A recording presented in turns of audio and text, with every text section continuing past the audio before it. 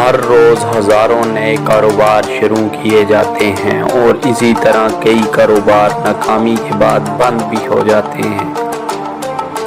اکثر نئے کاروبار اس لیے ناکام ہو جاتے ہیں کہ ان کو کاروبار کی مارکیٹنگ کے بارے میں کچھ خاص معلوم نہیں ہوتا۔ اس کے علاوہ ان کے پاس کوئی بڑا بجٹ بھی نہیں ہوتا جس کی وجہ سے وہ مارکیٹنگ کر پائیں۔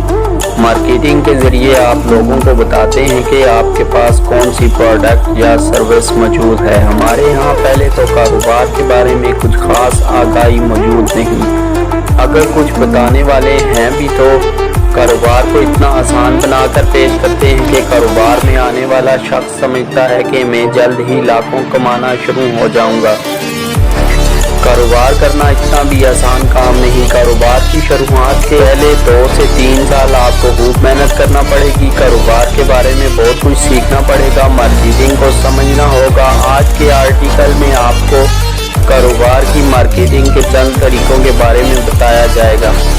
Guerrilla marketing. گوریلا مارکیٹنگ ایک منفرد طریقہ مارکیٹنگ ہے۔ اس کے لیے آپ کو زیادہ بجٹ کی ضرورت نہیں ہوتی۔ یہ مارکیٹنگ تکنیک آپ لوگ بزنس یا برانڈنگ بزنس میں بھی کر سکتے ہیں، لیکن آپ کا کریٹیو مائنڈ ہونا بہت ضروری ہے۔ مارکیٹنگ میں ایک بات کافی مشہور ہے، جو دکھتا ہے وہ بکتا ہے۔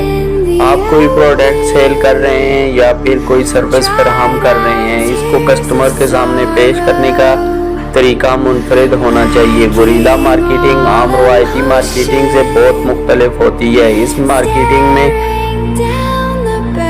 جانیے گوریلا مارکیٹنگ کے ایسے کون سے پوائنٹس ہیں جن کی مدد سے آپ کم پیسوں سے بھی اپنے کاروبار کی اچھی مارکیٹنگ کر سکتے ہیں۔ منفرد یا انوکھا پن، انفرادیت، تجربہ کروانا، جذباتی کشش۔ کمیونٹی مارکیٹنگ، منفرد یا انوکھا پن، جو بھی چیز منفرد ہوتی ہے وہ لوگوں کے ذہنوں میں بیٹھ جاتی ہے۔ منفرد یا انوکھے طریقے کی بات کی جائے تو آپ کو یاد ہوگا آگ والا پان، تندوری چائے، ایک ایسا حجام جو سر کے بال سر پر آگ جلا کر کاٹتا ہے، یا پھر ایک ایسا آئس کریم بیچنے والا جو لوگوں کے سامنے ان کے آرڈر کے مطابق آئس کریم بناتا ہے۔ یہ سب کاروبار مارکیٹنگ میں پہلے سے ہو رہے تھے، لیکن ان کو منفرد اور انوکھے طریقے سے کر کے ان لوگوں نے اپنے کاروبار کی مارکیٹنگ کی اور ان کے کاروبار مشہور بھی ہوئے ہیں۔ اگر آپ اپنے کاروبار کی مارکیٹنگ منفرد اور انوکھے انداز میں کریں گے تو یہ منفرد اور انوکھا پن لوگوں کے ذہنوں میں محفوظ رہے گا۔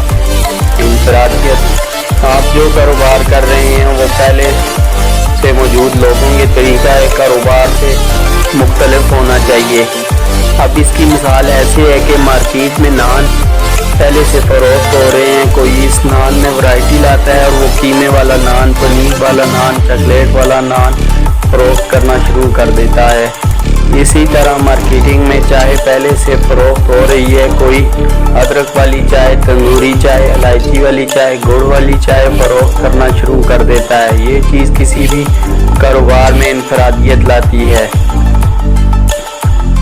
کاروبار کی شروعات سے پہلے ان باتوں کا خیال رکھیں۔ تجربہ کروانا، بہت سے کاروباری لوگ جو اپنی سروس دیتے ہیں جیسا کہ یوٹیوبرز، بلاگرز، ٹرینرز یا پھر موٹیویشنل سپیکرز، یہ لوگوں کو فری کورسز اور ویڈیوز بھی فراہم کرتے ہیں۔ اگر کوئی ان کا پیڈ کورس کرنا چاہے تو وہ ان کی فری سروس کا تجربہ کرنے کے بعد کر سکتا ہے۔ اس سے ایک بات واضح ہو جاتی ہے کہ آیا ان کو پیڈ کورس کرنے سے وہ ویلیو ملے گی جس کی وہ خواہش مند ہیں۔ جذباتی کشش، جب آپ کسی پروڈکٹ یا سروس کے ساتھ لوگوں کے جذبات جوڑ دیتے ہیں تو وہ آپ کی سروس یا پروڈکٹ کو بھول بھی جائیں گے، لیکن وہ جذباتی وابستگی نہیں بھولتے جو آپ نے محسوس کروائی ہوتی ہے۔ جیسا کہ صرف کے اشتہار میں کہا جاتا ہے، داغ تو اچھے ہوتے ہیں۔ موبائل کمپنیوں کی مشہوری میں سنا ہوگا، بیٹری چلے لمبے عرصے تک یا پھر سب کہہ دو وغیرہ۔